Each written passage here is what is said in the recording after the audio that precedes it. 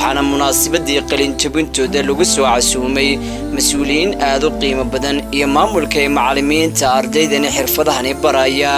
haddaba intii aan munaasabadani la furin ugu horreynba waxaa ardaydii qiimaha badnaa ay soo bandhigeen bandhig aqooneedka iyo istifaacii nafta ee ay ku soo barteen muddadii sanadada ahaa ay soo dhiganayeen waxaana bandhigyadoodii ka mid ahaa